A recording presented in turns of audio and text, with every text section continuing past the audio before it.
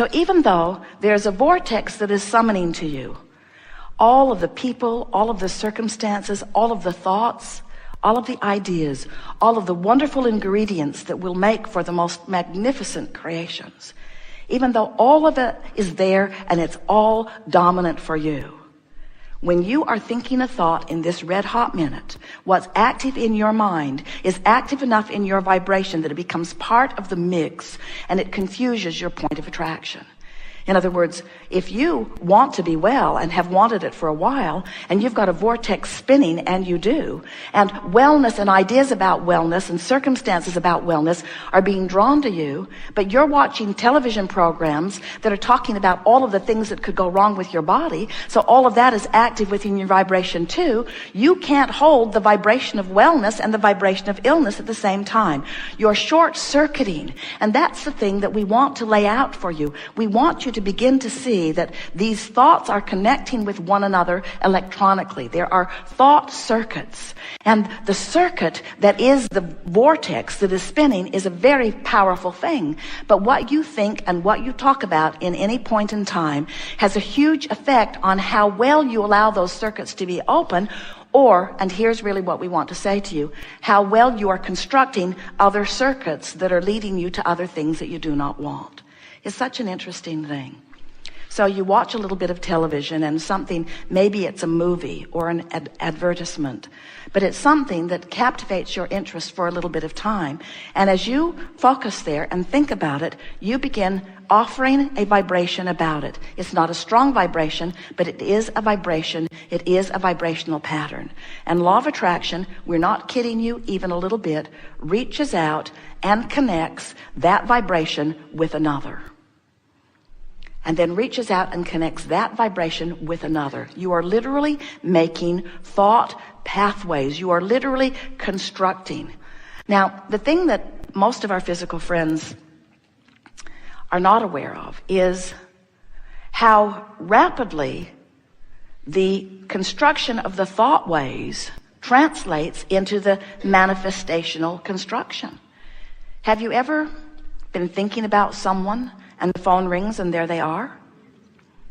That's evidence that there was a strong pattern of thought construction that was going on. Have you ever been driving down the freeway and had an impulse to do something, and when you did it, you saw immediate reason for having done it? That's that thought construction coming into manifestation immediately. We want to bring your attention to the swiftness of the syncing up of these thoughts. We want you to realize we don't want you to be afraid of your thoughts. We want you to be aware when you leave this room of the construction of thought ways that you are about. And we want to ease your awareness of these construction of thought ways by saying to you, you don't have to go about it the hard way. You don't have to figure all the thoughts out. You don't have to sort them into piles. And it never works when you say, that's a pile I'm not going to think about, because you're thinking about that pile while you've decided you're not going to think about it. We want to show you that the shortcut to it is this. You have put, piece by piece, thoughts, thought patterns, thought constructions into your vortex of creation. Do you know what your vortex is? Your vortex is the vibrational holding place for the best of all that you've synthesized through life. It's where the I know what I do want part of the equation goes when you know what you don't want. In other words, every time you sift and sort, there is a thought way that is carved out for you. It's what the evolution of all species is about. When you know what you don't want, a thought pattern of what you do want rockets out of you and is held in this vortex of creation by source energy, by your inner being. It is there for future generations. It's there for you to experience the benefit of in the moment that you become a vibrational pattern, a vibrational match to it. So here you are moving through your physical days, and the question that we want to bring to your attention is, how often are you deliberately lining up with the thought patterns of your vortex? And the answer to that question is not all that often, and the reason for that is because you're stuck in the closet with Jerry and Esther trying to sort more out than you physically human can sort out. In other words, there's just too much to consider. consider there's too much input coming at you. Stay with us a little bit. You're going to like how this comes round. We're just doing the best sales job we've ever done on convincing you that there is an easier way to approach your life than the way you've been going about it. So let's recap just for a moment. So you're sifting through life. You intended to do that. You're launching rockets of desire. You're doing that mostly unconsciously. Those rockets of desire are being held for you in a vortex by the source within you. And your future will be benefited by this vibrational evolution that you have been about. As you stand in your day-to-day life experience, there is much for you to think about. And sometimes you think thoughts that are a vibrational match to what's in your vortex. But sometimes you think thoughts that are not a vibrational match to your vortex.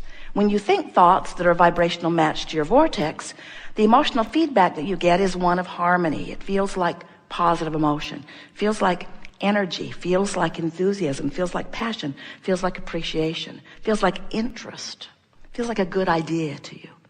But when you think thoughts that are vibrationally off from that, then you feel the discord in the form of negative emotion. So your emotions are your indicator about what you're doing with these thought paths.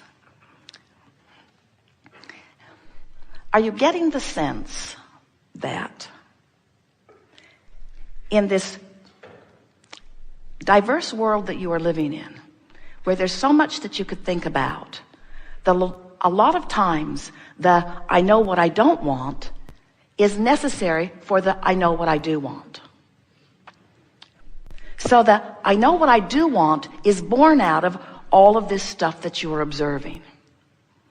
And you've just been listening to us here today saying to you, that's going about it the hard way. So we're saying two things to you that are seemingly contradictions. We're saying the diversity is causing confusion, but the diversity is also responsible for this very clean, very pristine, very precise, very powerful vortex of creation from which future generations will benefit. You feeling the confusion yet? We'll emphasize it again. How can the contrast and all of this stuff to choose from, which has got us all sort of scurrying around trying to sort things into piles, Abraham, does it help us or doesn't it? Is it of benefit or isn't it? It's of benefit because it helps you build your vortex. But it's a detriment when you continue to try to sort it out because it keeps you, the continual sorting process prevents you from ever lining up with what you've already pre-sorted. You see what we're getting at? Step one is contrast will cause you to ask. Step two is the vortex holds in an eternal holding pattern for you, sending an eternal signal of what you've asked for. Step three is you've got to find a way of being more of a vibrational match to what you've put into your vortex. So with all that we've said, and we can feel you right there with us, this is our message to you today. You have done enough sorting through the contrast to keep yourselves busy for 20 or 30 lifetimes. It's time for you to begin to claim what you've put into your vortex. And you don't do that by thinking it all over again. You do it by allowing the vibration of your being to raise to the level of what's in your vortex. This is a sales job for sitting for 15 minutes and listening to the meditation or engaging in some meditation where you manage to detract yourself or deactivate the thoughts that are holding you out of a vibrational alignment with what's in your vortex. So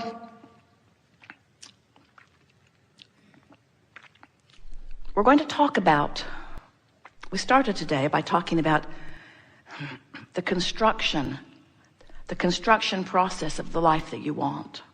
We're going to start here for a moment by talking about the deconstruction of the patterns of thought that are preventing you from the life that you want. we want you to feel that the deconstruction of unwanted and the construction of what are wanted is one and the same process. Because in the absence of attention to unwanted, your vibration will naturally raise. And in the raising of your vibration, you naturally become a vibrational match to what's already in your vortex. So now, our work here is done because we have accomplished precisely what we wanted to accomplish. We've brought you to the point where almost 100% of you are on your knees, begging us by saying, Abraham, just break it down and make it simple, will you? There's just too much to think about. What do I have to do to be happy? What do I have to do to be prosperous? What do I have to do to get the person in my life that I'm looking for? What do I have to do? And we say to you, you've already done most of it. Because you've done the sifting, you've done the sorting, you've done the observing, you've done the know what you don't want, you've done the know what you do want. You have constructed a vortex that has the power that creates worlds spinning with it. All you've got to do is find your way to the vicinity, to the proximity, to the interior. You've just got to get into the vortex. That's all you've got to do. And here's what we want you to hear above all other things that you've ever heard from us or any other. The way to do that, the way to get into the vortex is to raise your vibration. And the way to raise your vibration is to deconstruct the thought that is keeping you from the raised vibration. You've heard us say, if you've been listening to us for a while, when you stop doing that thing you're doing that's keeping you from it, then you'll just do it. So consider this. What if you were to find some relatively hard to find recording where you could just plug it in to your earphones and it would encourage you to listen to the rhythm of some sort of oddly constructed music for the purpose of simply syncing your breathing to that rhythm. That's it. And the words in the background would be telling you, there's nothing for you to learn here, and there's nothing for you to do here, and there's nothing for you to remember here. Simply listen and breathe and enjoy. So the purpose of this meditation is precisely what we are just talking about here. It is a process, not the only process. It is a process whereby if you will focus with the intent of syncing your breath to the music, that effort in and of itself will be enough to occupy your thoughts long enough that it will cause a deactivation of the concern you have with your employer today, or with your upset with your daughter or your mother. In other words, by focusing upon something, there must be a deactivation of other things.